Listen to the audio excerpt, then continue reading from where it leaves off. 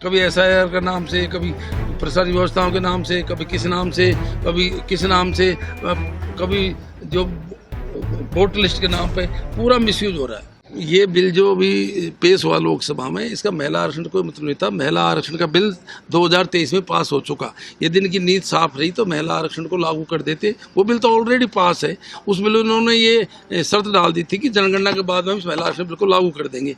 महिला आरक्षण बिल के आड़ में इन्होंने डिलिमिटेशन का बिल पेश किया और उसमें इनका बड़ा एक उसके प्रजातंत्र को कमजोर करने की उसके तहत नीति थी। केवल माहौल बना रहे हैं कि महिला आरक्षण बिल, महिला आरक्षण बिल, महिला आरक्षण बिल। पूर्णतः कांग्रेस महिला आरक्षण के समर्थन पहले भी थी, जब बिल पास हुआ था 2023 में, जब इनके पक्ष में थी और अब भी पक्ष में है। ये कल वापस लिया ही महिला आरक्षण का लागू करने का लिया हो नियम। पहले तो उस टाइम तो उन्होंने ये कह दिया कि जनगणना के बाद में लागू करेंगे। अब 15-20 साल पुरानी जनगणना पर डिलिमिटेशन लेके आ रहे हैं। ये बिल्कुल गलत है, इनकी नीति खराब है।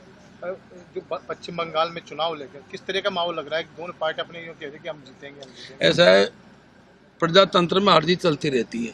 ये जिस तरह का वातावरण भी बीजेपी के द्वारा, इनके नेताओं के द्वारा, इनकी सरकार के द्वारा जिस तरह से दुरुपयोग संवैधानिक संस्थाओं को किया जा रहा है, जिस तरह के प्रशासनिक व्यवस्था का दुरुपयोग किया जा रहा है, वो हमारे प्रजातंत्र के लिए ठीक नहीं है। आपने देखा होगा किस तरह से वोटों को रोकने के लिए बीएसएफ, सीआरपीएफ, केंद्रीय सुरक्षा बल, यहाँ के लोग मिसयूज क्या क्या नहीं कर रहे लोग। चाहे आसाम का चुनाव हो, चाहे वेस्ट बंगाल का चुनाव हो, चाहे केरल का चुनाव हो, ये बल्कि जो प्रजातांत्रिक व्यवस्था से चुनाव होने चाहिए वो नहीं कर रही है। हारना जितना जनता के ऊपर क्या होगा क्या नहीं होगा, ये निश्चित रूप से ये ऐसे काम कर रहे हैं जो इस प्रजातंत्र के लिए ठीक नहीं है।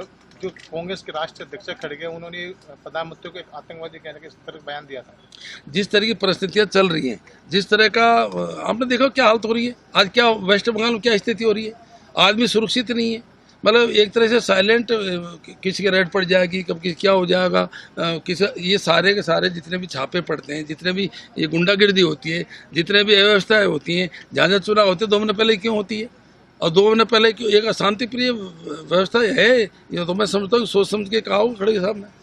कांग्रेस ये भी कह रही कि जो चुनाव आयोग उसके खिलाफ जाएंगे, उसके खिलाफ प्रदर्शन। निर्वाचन आयोग बिल्कुल संवैधानिक संस्था है, स्वतंत्र संस्था है, लेकिन सरकार के दबाव में पूरा काम कर रही है। और निर्वाचन आयोग की जितनी बदनामी प्रेजेंट टाइम पे हुई है, जितना मिसयूज इस टाइम पे हुआ है, ऐसा मैं समझता हूँ आज़ादी से लेकर आज तक नहीं हुआ।